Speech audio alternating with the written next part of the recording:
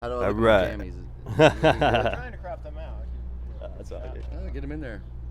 So he's actually filming I with actually that. got So the same slippers. we're just Oh man, aren't they awesome? They are good. Dude, I was wearing them with socks, and then I went in with my naked foot, and I'm like, Oh holy yeah. shit. You can't wear those with socks. No, not Uggs. all right. So we'll just start it off here. I can edit all this shit, right? Okay. What's up? It's George Burns of Full Metal Racket 91.1 WSPN, and we are hanging out right now with. Tom from Exodus. Your name's really George Burns? No, it's actually George Demers of the Sea, which isn't as like, where's your radio cigar? friendly. Yeah, you know. So anyway, Gracie. And a lot of people go, "Are you really know who that is? You're old enough to know who George Burns is?" I'm like, come on. I used to think that he was God when I was a kid. But anyhow, interview's not me. It's this guy here.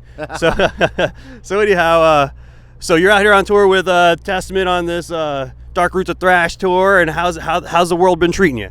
It's been great so far. I think we've done 12 shows, and the fans are really happy about it. We are. It's a good package, man. We're having fun. Yeah. We've never toured together, the two bands. So it's like the first time.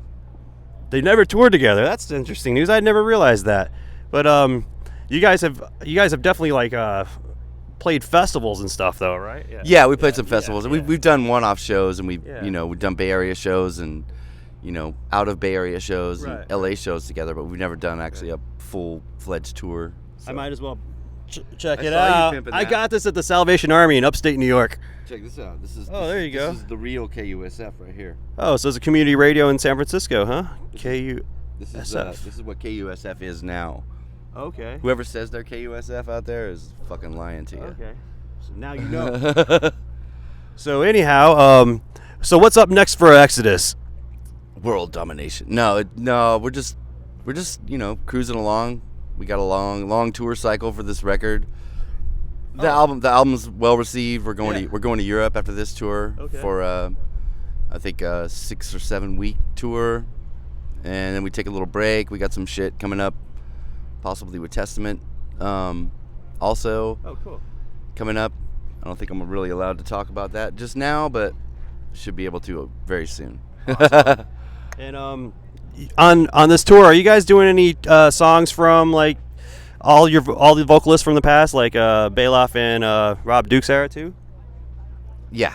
Yeah. We are. Everything running full gamut. Well, we're not doing, every song off every record. Well, obviously, we only but got I an hour. Well, I know that, but I mean, you're hitting them off though, right? Yeah, Zet sings the Rob Duke stuff. Okay. I mean, he's always sang the Bailoff stuff, but he loves that music. He loves the music we made with Rob. Yeah. As do we. I mean, we're super proud of the music we made with Rob. Oh yeah. heavy. So yeah, we're hoping to see it. Hopefully, you guys play some of that stuff tonight.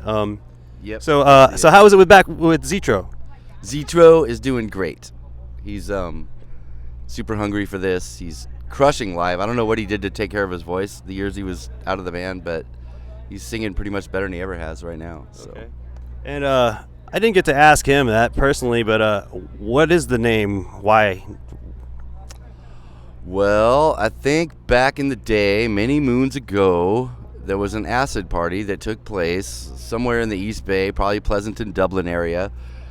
And Zetro, I mean, we've all partied together and done drugs, and we're way past that now. But I think he was sitting in a corner, and all he would say was Zetro, Zetro, Zetro. So that became his name. Okay. You know. So it's more Zetro than Zetro. Okay. Yeah. Got you. All right. Zetro would probably be the Greek enunciation of it. Okay. So Zetro Or the Southern California version. Zetro, bro. Zetro. What's that? Oh yeah, the Satanic Hispanics. Yes. The Satanic Hispanics. Awesome. So you are the longest standing founding member of Exodus. I This am guy the- right here. I am the OG. He is the OG. So how did you start this with Kirk? Did you guys go to high school together? How did this work? Yeah, well, I mean, I got kicked out of one high school, and I'd already known Gary Holt.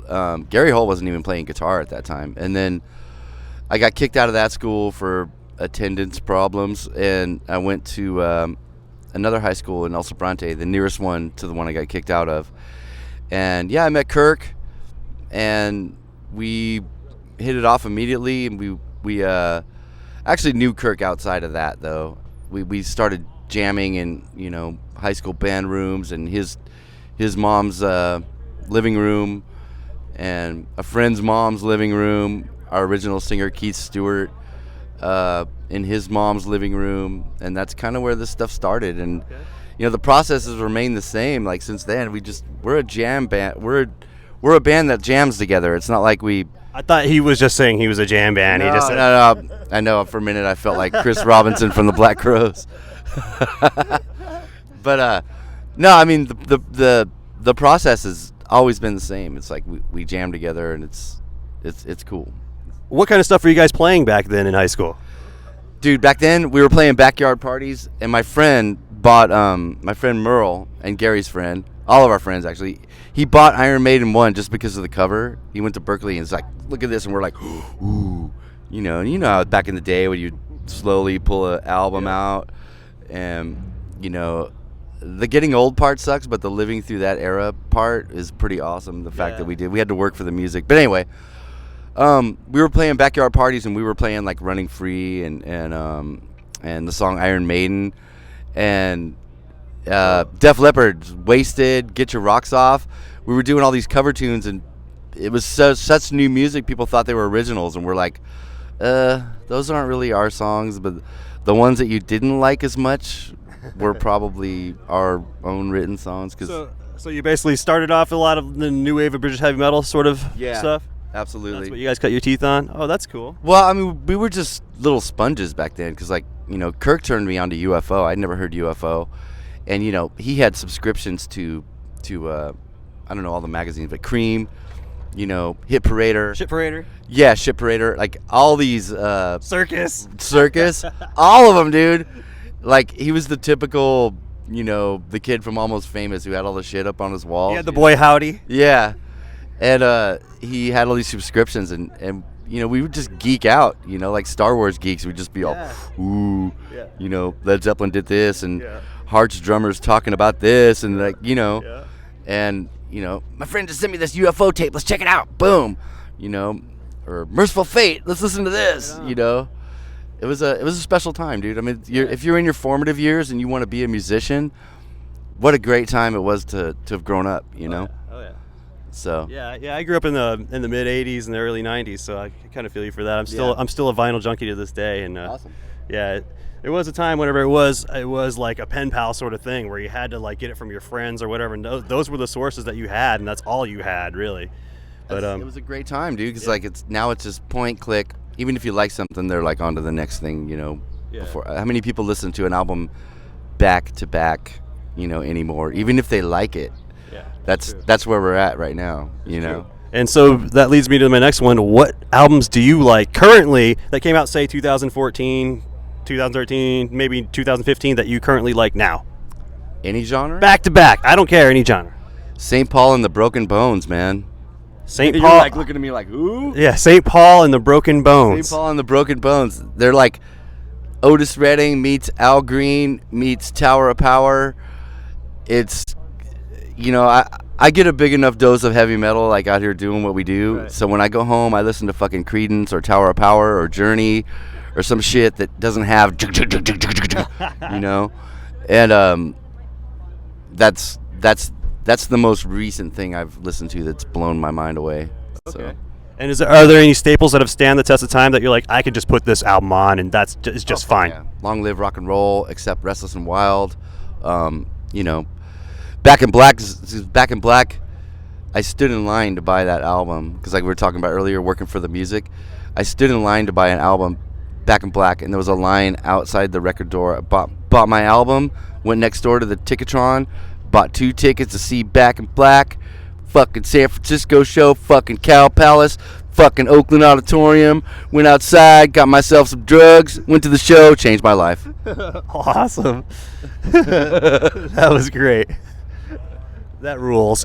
Yeah, my experience was more like later on, like Fly on the Wall or something like that. I think it was, whatever okay, it was. You can always go back. Yeah, Back in Black is still like the number one seller, I'm told. Yeah, yes, it's on every jukebox across America. I've come to find too. You can always rely on Back in Black. But awesome. Back to Black, was that Back to Black? Amy Winehouse reference there? No, actually, I just messed that one up. But yeah, Back in Black, AC/DC, with classic. Yeah. But awesome. Thanks a lot for the interview. Take some time out with us. hanging out next to the dumpster. It's a Fuck beautiful yeah. thing. This is how we like it right here. That's how we roll. All right. Well, Ghetto style. it's Full Metal Racket. Thanks for tuning in, and keep it rocking.